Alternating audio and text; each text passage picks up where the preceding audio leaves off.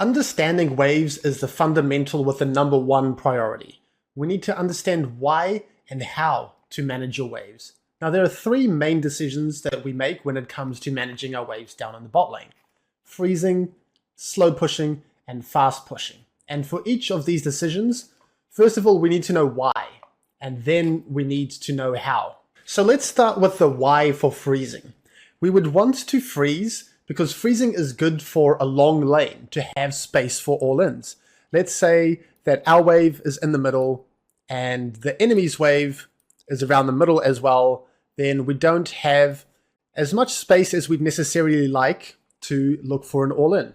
But if our wave is frozen, if our wave and the waves have met on our side of the lane, so we can imagine, the lane kind of cut down the middle here, our wave is over here, enemy's wave is over here, and now we have much more space to find these all-ins and to really punish and abuse the kill threat that we might have in the lane. Just for clarity, I'm going to put us on blue side over here and them on red side over here.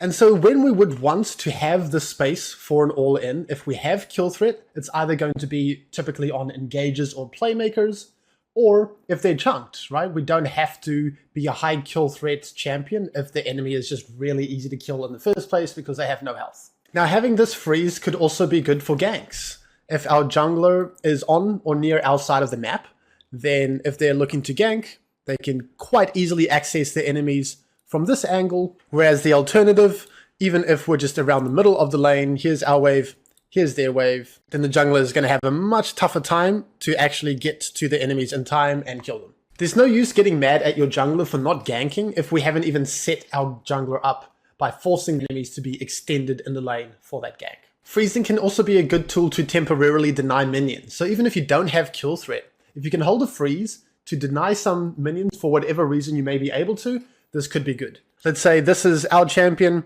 this is our ADC's champion, here's our wave, here's the enemy wave, and here's the enemy ADC trying to collect minions, and maybe the enemy support has gone for a roam, and he's left his ADC by themselves, and we didn't normally have kill threat, right? Maybe we're playing an enchanter, and the enemy ADC and support are healthy, but this is a window that we can look to punish the enemy ADC for being in lane by himself. Or maybe we've just gotten back to lane, both of us, and we're in the lane first, and the enemies are still making their way back to lane themselves, and they're not quite here yet, and they're coming from base, and then we have a little bit of time to deny as many minions as possible, even if we're not having kill threat.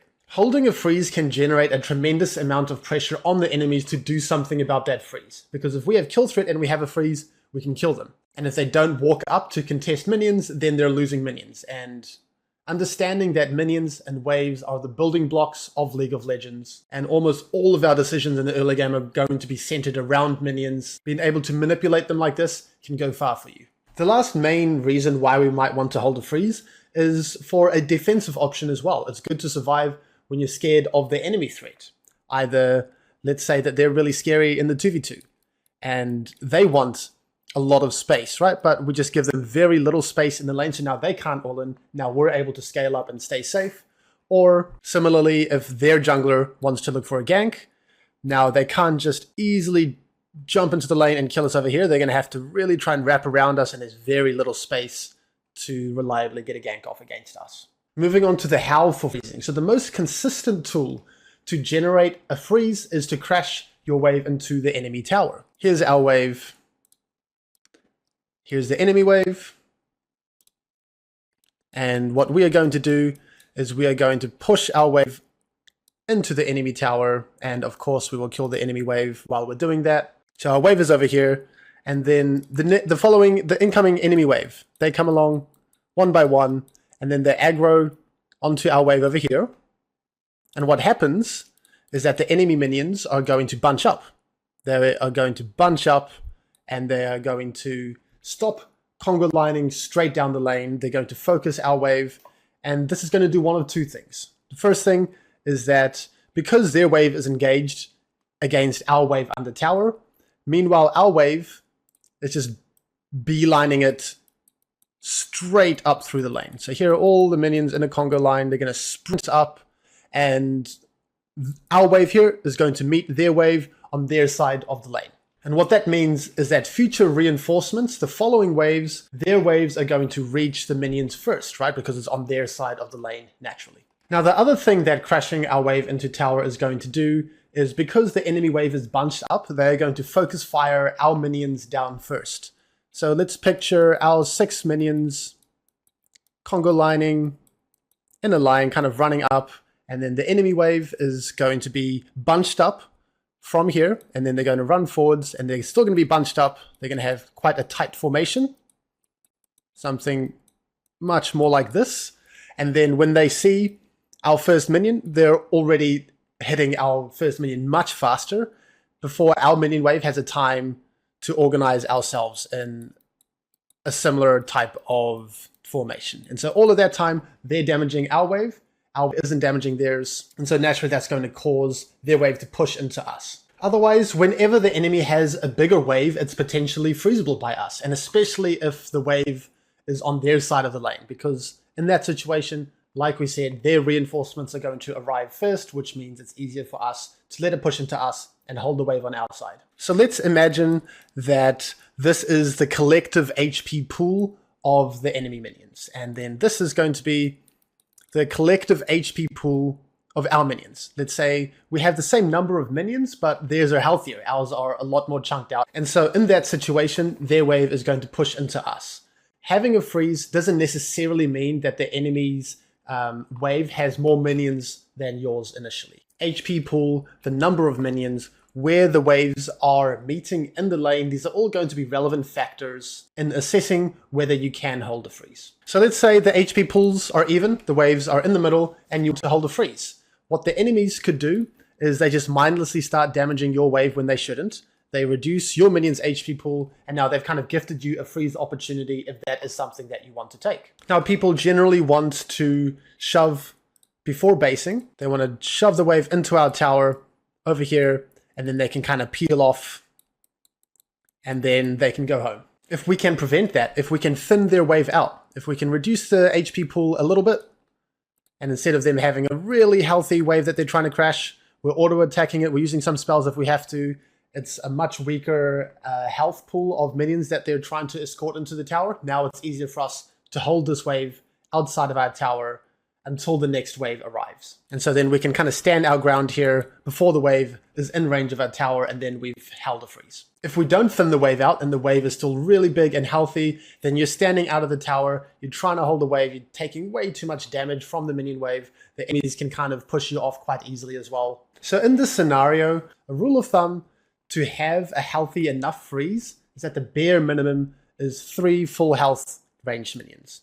And so if we're trying to hold a freeze, and there are just way too many minions, and we're trying to tank them, it's going to take way too much damage from us, and we're not going to be able to sustain this. If we're holding a freeze, and there are only a couple of minions, then this isn't going to be a healthy enough freeze. Just a couple ranged minions is not going to give the enemy minion wave enough reinforcements to keep pushing into us. What this is going to do instead is it's just going to bunch up our incoming minion wave, and then we know what that scary formation can look like in terms of pushing away from us instead. But if we have at least 3 full health ranged minions, ideally we have a bit more of a buffer than that. Maybe we can have another ranged minion in there, or even a melee instead of one of the ranged. That would be a healthy freeze. And when I say healthy freeze, I mean that this can be frozen for the near future. It's not going to automatically break, and the enemy team are going to have to deal with and respond to this threat of the freeze. Let's move on to slow push. So slow push, it's a very self-explanatory title. That is when you are going to be pushing the wave towards the enemy, but very slowly. Let's start with the why of slow push then. We would want to make this decision for wave management to still have the wave advantage, so you can fight and you can poke more easily and with more freedom. You can move to fights first as well. So let's say there's a big fight in the river going on here, and then we have the slight push advantage. So here can be the middle line of the lane, and we have a bit of the push, so we are able to move towards the activity and all of that action before the enemy support can make it. Now, of course, this would still be possible if we pushed fast, right? If we were really shoving and our wave was over here and their wave is practically under tower, then of course we're going to have a super easy first move. Now I want you guys to take a second to think why we don't just constantly permanently shove every single wave as fast as we can under the enemy tower. What are we missing out on?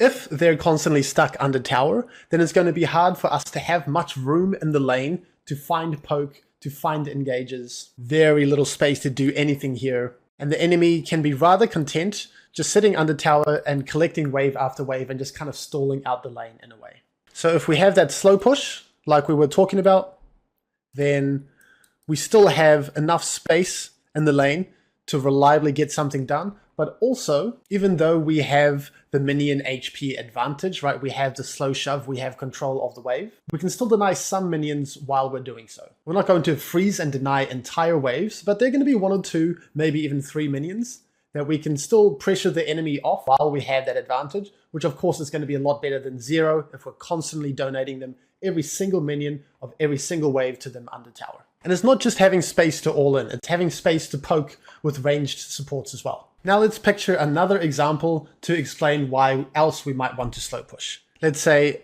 our wave is here, meeting the enemy wave over here, and we want to eventually crash our wave into the enemy tower so that we can, break this potential freeze that they have. Because as we know, if we are in this situation, this is dangerous, right? They have the opportunity to freeze in the near future. Our reinforcements are going to arrive first. Our wave is probably going to be really bunched up, like we were talking about as well. And the reason why we might not want to just fast push this wave is because we might not have enough time to not only kill the entire enemy wave, but escort this wave all the way into the enemy tower in time. Especially early on in the game, just eliminating the enemy's wave can take quite a long time. What we're going to do is we're going to wait for the next wave to come out of our base and then to join up. And then what that's going to mean is we're going to have a really big wave, right? We're going to have a really big wave over here.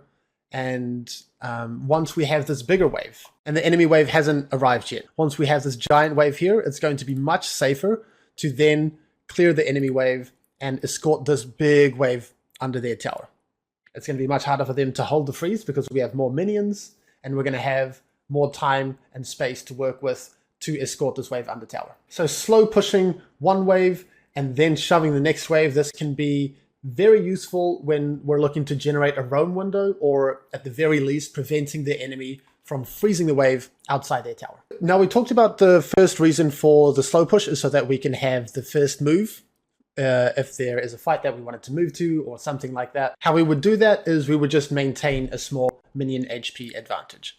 So let's say that this is our HP pool over here, then we want our HP pool to be slightly bigger than theirs. In order to generate and maintain this HP advantage, we're going to have to get comfortable with using our auto attacks a lot, or trying to posture and position aggressively to dissuade the enemy from auto attacking our wave for free. We're going to have to play around a little bit with that. For the second reason we mentioned, when the waves are outside our tower, this is going to be quite easy. Just don't touch the wave. If you're a ranged champion, leave the wave completely alone. If you're a melee champion and you're wanting to use your relic stacks, make sure you're using it when the minions are as low as possible. If we execute a half health minion and just immediately annihilate it, then that's going to start to shove quicker than we might want. Moving on to fast pushing. So fast pushing, another self-explanatory title, is when you are going to be pushing as fast as possible. Now moving on to the whys of fast pushing. It's always going to be to ensure that our wave gets to crash into the enemy tower. Now there are many reasons why we might want this. The most common reason is so that we can find a base. So we crash a wave, cool, job done, then we're going to get to go back home. And in this situation, we're going to lose as little as possible. If we try to base and the wave hasn't crashed into the enemy tower, but instead the wave is just kind of stuck out here and they have the freeze, we go home, we're going to be losing minion after minion after minion. They can hold that freeze, and then we're under an immense amount of pressure to get back and stem the bleeding. Now for another, but very similar reason, to prevent the enemy from freezing. Even if we don't want to base, we don't want to contend with a freeze, because that might give the enemies a lot of space to all in us, and that's something that we might not want. So then we're going to ensure that we fast push and we just escort the wave all the way into the enemy tower. If we have the wave on our side of the lane, eventually we're going to have to make a decision with one of the waves to fast shove. It's going to be up to you to decide which one. We talked about the reasons behind the slow shoving. Generally, we're going to slow shove the first wave, the second wave comes along, and then once that second wave meets up with the first wave, we have a nice big wave, and then we fast push that wave instead. Now, the last reason I'm going to talk about why we might want to fast push and ensure that our wave crashes into the enemy tower is that it's going to give us a neat and tidy roam window.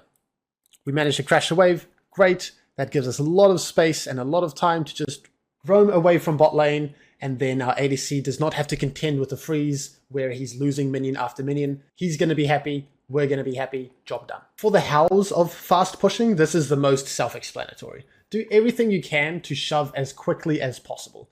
Constantly auto attack. You can use your spells on as many minions as possible as well if you're going to recall or if you have the mana to spare. If you're a ranged champion, get those auto attacks out a lot. If you're a melee champion, execute half health melee minions or cannon minions. But when we're doing this, we need to make sure that the wave actually crashes into the enemy tower. Right? We said this was the main purpose, get the wave under the enemy tower. Sometimes we are going to need to escort the wave, physically guard it, shepherd it into the tower, prevent the enemy from trying to hold the wave themselves outside of the tower.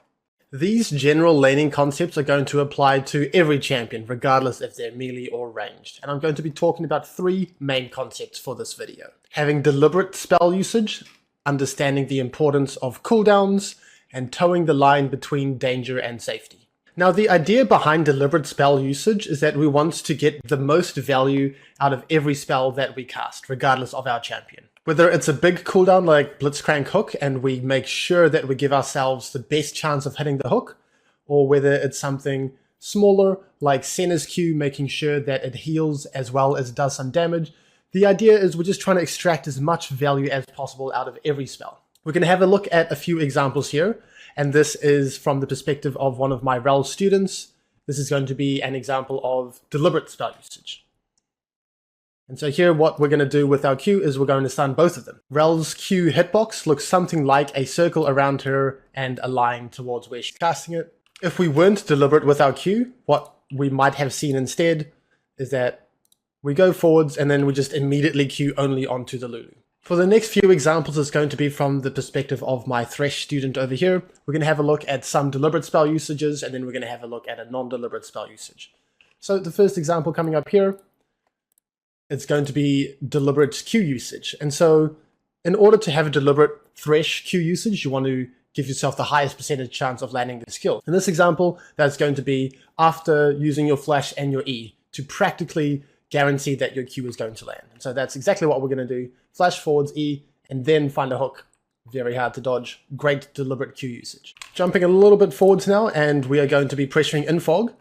And this is going to give us a higher percentage chance of landing our hook as well, because we're hiding our location. It's harder for them to react to a hook flying out, and then we find a relatively high percentage hook. Again, great job. Jumping forwards again now, and this is going to be a non-deliberate Q usage. We are trying to walk at them and they are clearly out of our hook range. We're also throwing our hook from within vision.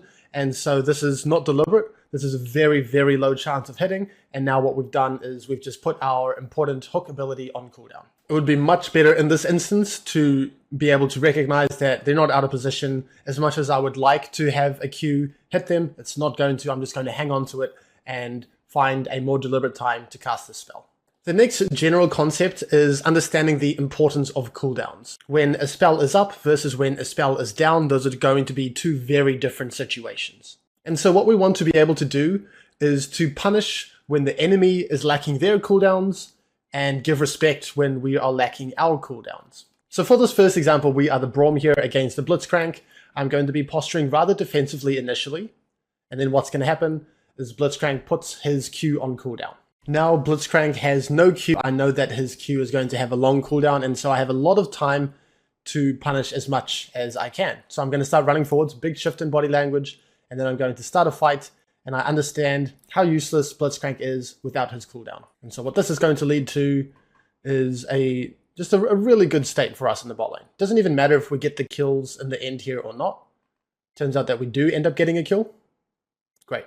For this next example, I am the Bard, but what we are going to be paying attention to is the Brand and what happens. He's going to put his W and his E on cooldown, and so this would give me an opportunity to punish the cooldown, right? But that would need him to be out of position. And so what Brand is going to do is he is going to respect that he has no cooldowns, he's going to back off. Great play from him, and we can kind of learn from this. If we are going to put our abilities on cooldown, while they're on cooldown, we need to give the appropriate amount of respect to the enemies. So he casts a spell, and he just runs for the heals. He's not giving us any space to work with to potentially punish his cooldowns.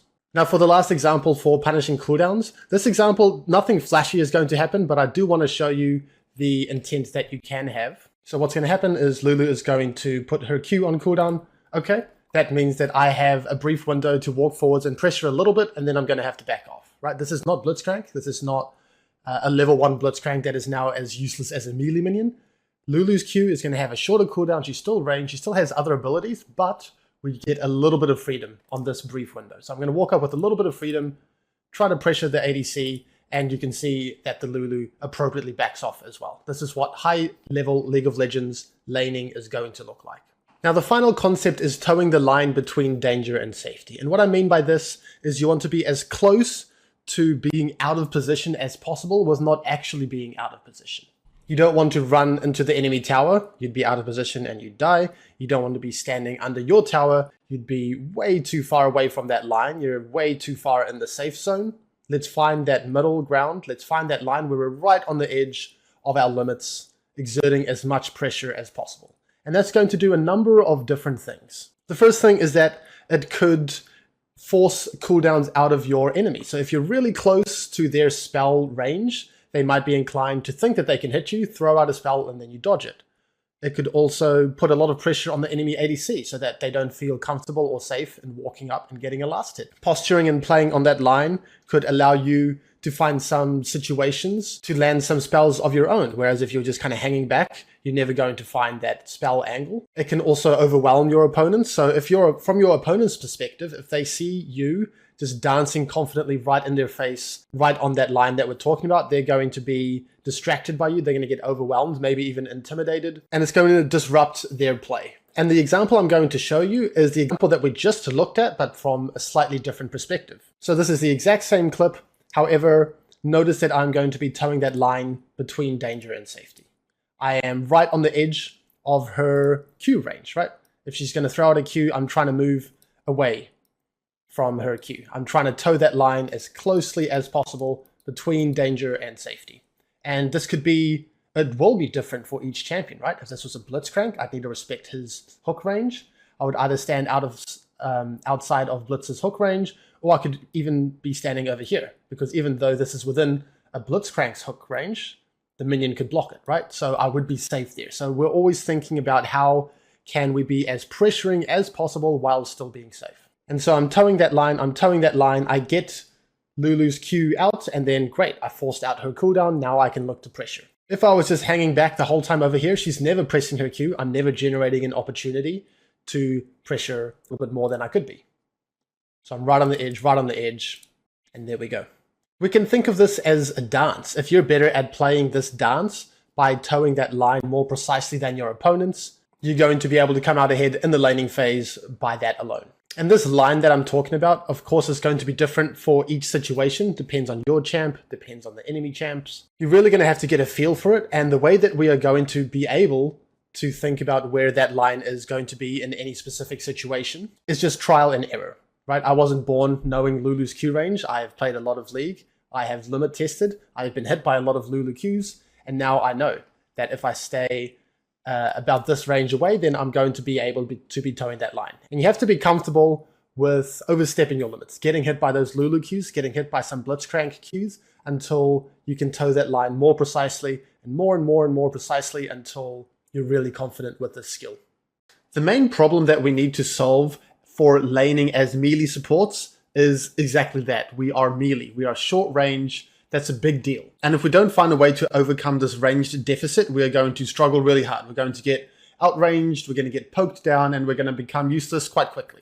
So what we're going to do is pressure from fog. And what that does is it hides us so that we can't get poked out freely. They can't just right click on us and attack us.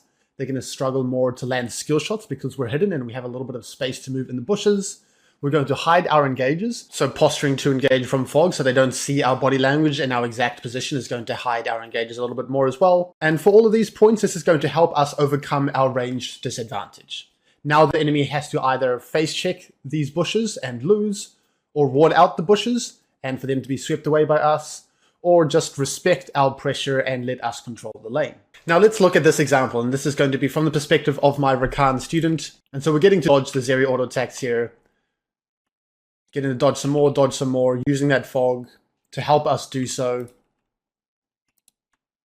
Dodging some more. And if we were just standing outside over here, then it would be a lot easier for them to really line up their Zeri auto attacks or their Yuumi Qs, and it would be harder to stay healthy. Let's keep going. Pressuring in fog. Dodging some more. And then we're going to speed it up a little bit here. So eventually our ADC is going to base, whatever. We're going to be pressuring from fog once again. Still getting to dodge some skill shots. And now we're going to see an example of what fog can do for us to help engage as well. We get to dodge yet another Yuumi Q. And now these are these situations where they either have to respect a lot or we're going to get a window to engage, right? They have no idea if we're standing over here, or if we're standing over here, or if we're standing over here, looking to engage, standing over here, looking to run away.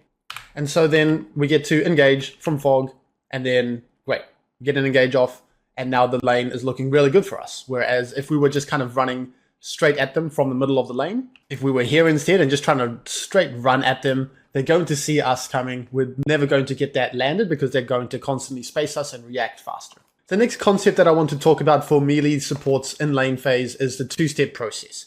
And this is a tool that can help you to engage when you don't have kill threat. Just because you can't kill the enemy doesn't mean that you shouldn't engage. Just because you can't 100 to 0 someone, or just because Morgana has her black shield, or just because Ezreal has his E, doesn't mean you sit there and you slowly bleed out and get nothing done. So basically what the two-step process is, the first step, you engage, you put all of your spells on cooldown, you get a chunk or you force out some critical spells from the enemy, and then you immediately back off. And then once your engaged spells are back up again, you pull the trigger and you get your kill. And to dive a little bit deeper here, the reason why this process works is because engaged spells have shorter cooldowns than defensive spells. Defensive spells like Ezreal E, Morgana E, Sivir E, Dashes, Braum E, defensive spells, the way that they are balanced is that they have windows to be punished, they have longer cooldowns, and we're going to abuse that with the two-step process. So let's have a look at this example. I am playing the Alistar in this example.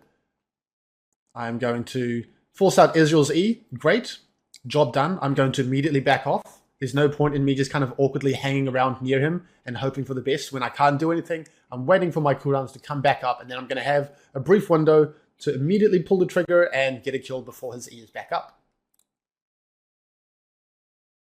And so you can see that's what I'm looking for here. I'm posturing, and then boom, pinging on the way. And he doesn't have his E, and so that's his flash. He's trying to flash away, and it's still not even enough.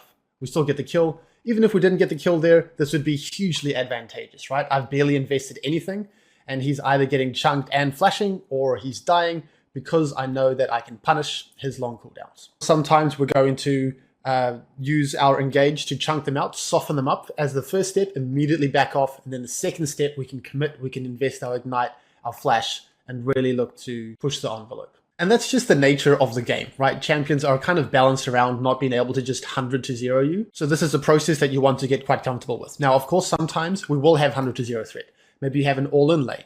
Maybe you're playing Pyke and you just have so much upfront damage that you don't need the two-step process. You just one step, one-shot them, and then you move on. This is a tool to help you find windows to be proactive and create these kill opportunities when you otherwise wouldn't have them. The next concept is using flash or hex flash, especially versus ranged matchups. Although when you are versus melee support matchups, using your flash, using your hex flash can be really useful to still get on top of the ADC. But the reason that I want to talk about using your flash and using your hex flash is most of the melee supports just don't have enough range. If we think about Rel's W range, Rakan's W range, Maokai's W range, Alistair's combo range. These are all too short, especially against ranged enemies. And if we don't get close enough to land our engaged spells, we're never going to get anything done. Even if we are pressuring in fog and we aren't getting poked out, if they space our W, if they're standing, far away enough from the bush, then what are we going to do? And so that's the answer. We use Flash, we use Hex Flash. We are almost psychotic with the use of Flash. We don't mind putting it on cooldown. We understand that the enemy's Flash, especially the enemy ADC's Flash, is way more important than ours because they're the carry. They constantly need resources and we're the support. We are taking Hex Flash and we are taking Cosmic Insight to further incentivize us using our Flash to get value out of these runes, as we can use Hex Flash while we don't have Flash, and of course Cosmic Insight reduces our Flash cooldown. But I want you guys to think about the alternative. If we don't invest our Flash like a psycho and we're just hoping that they wildly miss position so that we are given an engage, that's not the greatest strategy for consistent climbing. We want to be comfortable using our Flash as a resource. So let's have a look at this example, and this is from the perspective of my Rel student over here. And we're about to hit level 2. Now, of course, our engage range isn't long enough here, right? We can't just W forwards and hope for the best. We're going to miss them. So we're going to invest our Flash, and then we're going to W, and now our engage actually works out. And so the Draven, he's kind of stuck between a rock and a hard place, right? Either he's going to try and flash away and exit out here and use both of his summoners, and then we're super happy with that, right? We get him chunked, he has no summoners, we can Hex Flash, he's just kind of doomed for the rest of the lane. He can just try and stand and fight because our body language is so good here, we're kind of cutting off his escape, so he has no real choice but to just try and fight his way out, and of course we're just going to come out ahead. And you would be surprised how high of a success rate you are going to have by psychotically investing your Flash, putting it on cooldown, and then whatever happens with your initial Flash, it's probably going to be good. But either way, then we're going to be able to, sit in a bush and then sit on the edge. And then if the ADC comes back, then we're ready to Hex Flash over here and then to engage over here. And now we're just in such a dominating position. So a lot of melee supports are dependent on using Flash and taking Hex Flash to have pressure in the lane, especially if they don't have long enough range. Like we mentioned earlier, some supports have plenty of range. Blitzcrank, Pyke, Nautilus, we can even put Amumu in there. They're not as pressured to flash forwards because they can just throw out their really long engage range and force flashes and kills just by themselves. However, for the other champions, this is what you need to do. The last point I want to talk about is that we generally want to hold freezes on melee supports. We want that longer lane state so that we have more space to work with to look for our engages. We have more threat from our jungler who can look to gank. Again, the alternative is not going to be great, right? If we are instead stuck up over here, let's say our wave is here and we're over here, we have no space, right? We have no space to engage here. We're just kind of a glorified melee minion who can't really do anything. And generally the onus of proactivity, of getting the ball rolling, is going to be on the melee support. Range supports are going to typically outscale and be able to just group up without anything happening in the laning phase and outperform. But even if you're in a melee versus melee support matchup, we still want the wave on our side for the earlier points that we mentioned. The main way that we are going to pressure for range supports in laning phase is by doing the War of Attrition, and this is going to come with two main points. We want to punish last hits, and we want to maintain a minion HP advantage. The reason that we want to punish last hits is because that gives us consistent windows to be able to land our skill shots and actually poke out the enemy. The ADC constantly has to be looking at our minions to try and last hit. They're going to stand still, they're going to be predictable in their movements, and then we can poke them out. Same with melee supports that we verse. They're going to walk forwards and try to use their Relic Shield on melee minions and Canyon minions especially. And this is just going to help us as range supports to not, flip a coin every time we throw out an ability, so that we have some structure and when we're pressing our abilities to meaningfully poke out the enemy. And the end goal is going to be, if nothing else happens, we're going to send the ADC back home with very low HP, and he's going to be missing entire minion waves. So in terms of punishing last hits, we want to threaten with our spells and even with our auto attacks. The enemy ADC, they're only going to be able to choose one. They can't last hit and hit you. So we're going to see a few examples here where I'm going to be walking forwards and pressuring a last hit, and they are either going to get poked or they're going to back off and lose those last hits. In terms of maintaining a small minion HP advantage, that is going to be a lot about auto-attacking. We want to keep it just a small advantage. If we're shoving too fast, then we're not going to have any space in the lane to zone or for the enemy to be, far up in the lane so that we can poke them out. But we also don't want to lose the HP advantage, because then the wave is going to be pushing into us. We don't have control, we don't have space or freedom. And then we're pretty much holding a freeze without any threat that goes along with having a freeze. We're ranged support. We don't have enough threat to use a freeze. So let's say this is the midpoint for the lane, and we can be blue side, and we're maintaining a small HP advantage, right? So our wave is a little bit healthier, and we're just slightly on the enemy side, and this is going to be their wave. So once we have the small HP advantage, we can pressure from the bushes, from fog, for a little bit of poke and pressure. We can be kind of standing over here and then looking to throw out some skill shots against the enemy champions. But as long as you maintain that HP advantage. As soon as we lose that HP advantage, then we're not going to have this type of freedom. And instead, we're going to have to kind of back off and then lose control of the lane. So let's talk about the dangers of maintaining a small HP advantage and shoving the wave, onto the enemy side of the lane. We're going to be more susceptible to ganks. So here's the enemy jungler. We're shoving up. We're a little bit extended, and then we can get ganked this way, or we could get ganked this way.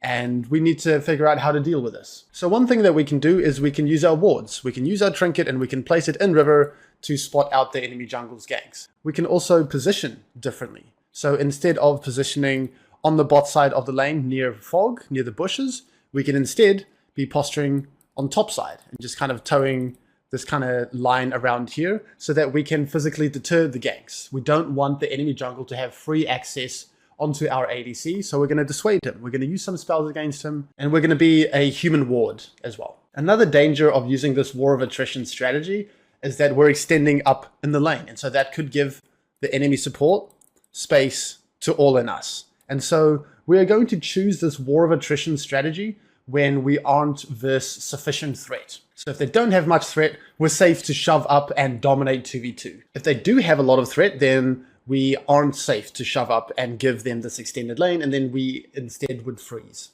Now the jungler is going to play a role in this as well. Let's say that we're blue side here, we're shoving in to red side, and it's a 2v2 matchup, we're happy. We're a ranged support, they are a ranged support, we're under no threat, and we're just going to try and dominate them as hard as possible. But in this example, they're going to have a very threatening jungler. Let's say they have a Rek'Sai or a Jarvan or a Shaco. So we're comfortable in shoving up 2v2, but we're not comfortable in shoving up 2v3. So in this example, 2v2, we would shove up. And 2v3, when we are respecting the enemy gank, or when we don't know where the enemy jungler is and he could be around, then we're going to freeze instead. And so the basic idea is we're going to play the war of attrition. We're going to shove up, we're going to pressure when we don't respect their threat, and when we do respect their threat, we're going to freeze. The last point I want to make on this before we jump into some examples is it doesn't matter if you fail the shove. It doesn't matter if you don't actually get the HP advantage in the war of attrition, because they have a lot more shove range than us. If we're at least trying to do this, if we're at least auto-attacking minions to try and get a health advantage, we're going to win some matchups that we shouldn't. We're going to lose some matchups less that we otherwise shouldn't. And we're going to absolutely dominate matchups that we otherwise wouldn't. So in this first example, we are playing the Soraka, and you're going to notice me trying to get an HP advantage, and then we'll maintain that small HP advantage.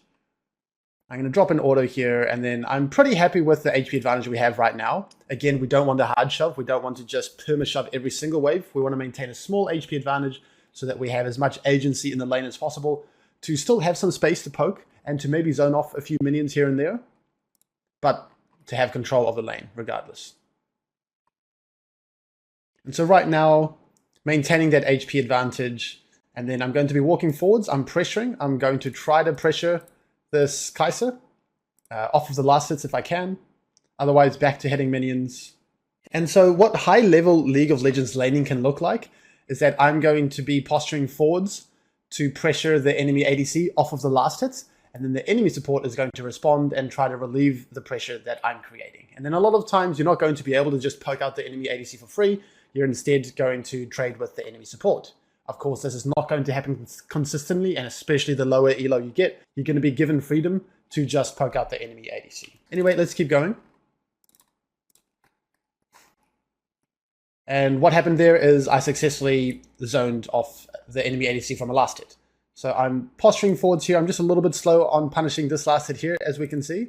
But then this one here, she's trying to walk forwards. I'm trying to, stop her from being able to walk forwards, and then she respects and backs off.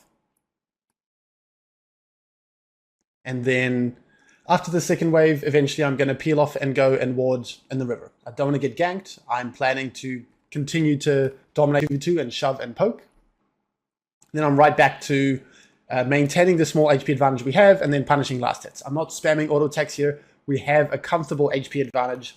We have all of these ranged minions up over the enemy here. And then she's trying to walk forwards. If she's going to get that last hit, she's going to take some damage for it, right? I'm timing my spell to poke out the enemy ADC on that last hit.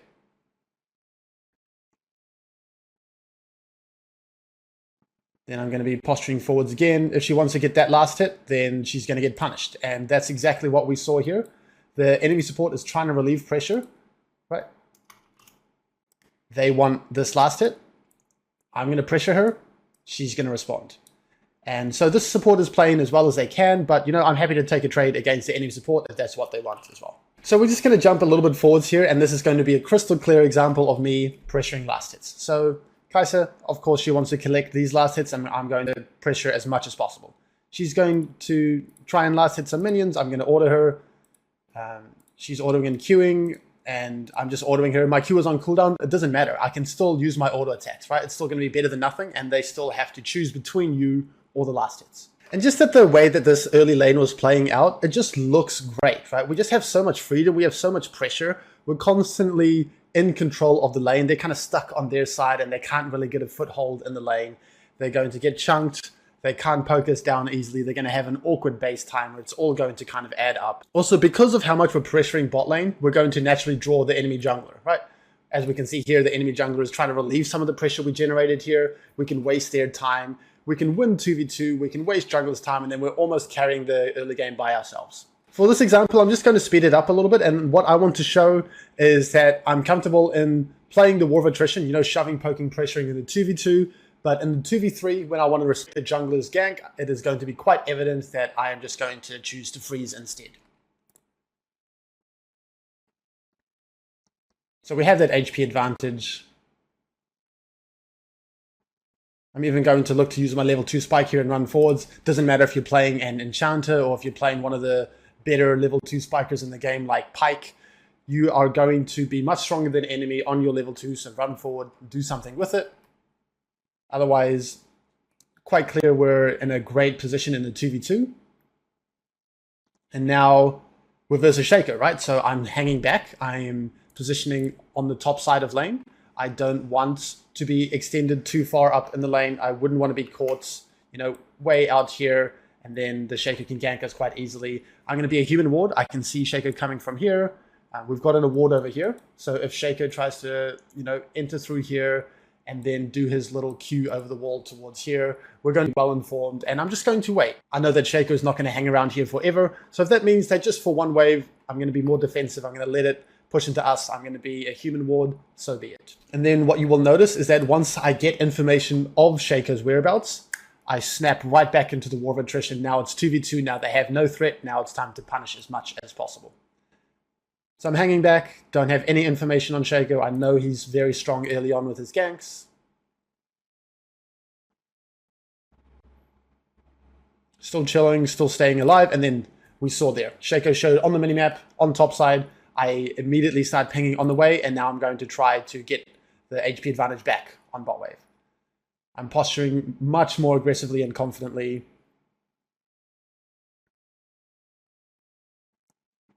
And then I'm happy to, start ordering the wave to once again maintain that HP advantage. For this last example, we're going to see what happens if we take our foot off the gas and no longer maintain that HP advantage. Now, at the start of this lane, I'm a ranged champion. They have a melee support in Rakan. I don't want to really play the bush game with these melee supports. They're going to win that. I'm going to respect Fog. I'm going to respect bushes, and I'm instead going to maintain HP advantage and use my range.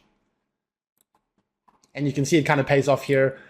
We're kind of scared or we're hesitant that they're in this bush, but it doesn't matter, as we're going to see.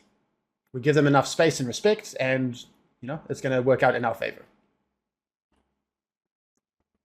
Then I'm going right into auto-attacking the wave and generating that HP advantage. Be particularly careful against melee supports who are going to have relic shields, so you might have to get quite a healthy HP advantage so that they don't use their relic shields on the second wave melees and hit level 2. Auto-attacking minions, keeping this HP advantage, not overdoing it.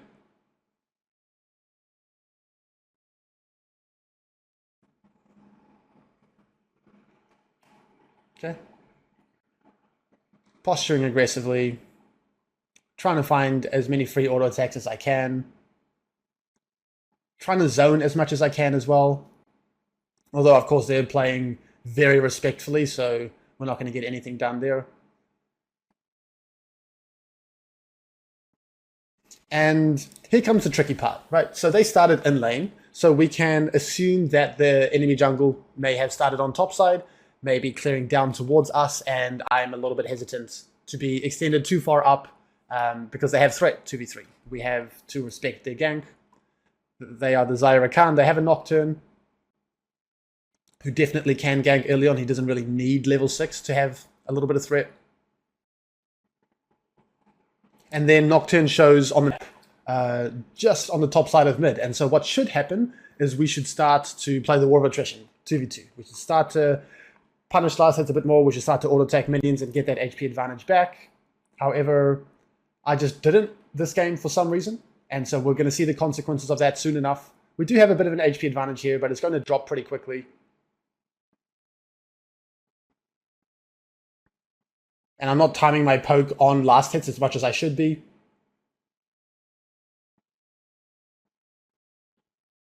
And eventually what this all leads to, I'm going to skip forwards a bit here, is here we're like trying to freeze, but we just don't have enough threat, right? We're just a Renata, we're not an engager. We can do a little bit of poke, we can use our range, but we're not going to threaten them enough so that they can't shove the wave and then base. So you can see here, I'm starting to realize that I really want to try and shove forward, but it's not happening. I'm not auto-attacking for some reason. Let's speed this up a little bit.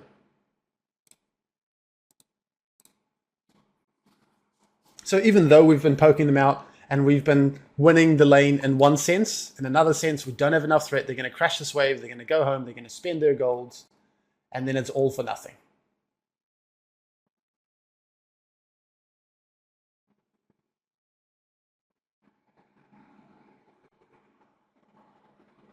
This is the last wave that we're going to look at. Not enough threat.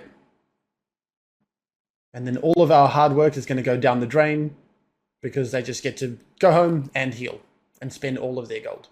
Thank you for watching. Please consider liking, subscribing, and commenting, as this really does help my channel grow. To level up your gameplay and mentality, visit my website, schoolofsupport.gg. The link is going to be down in the description below.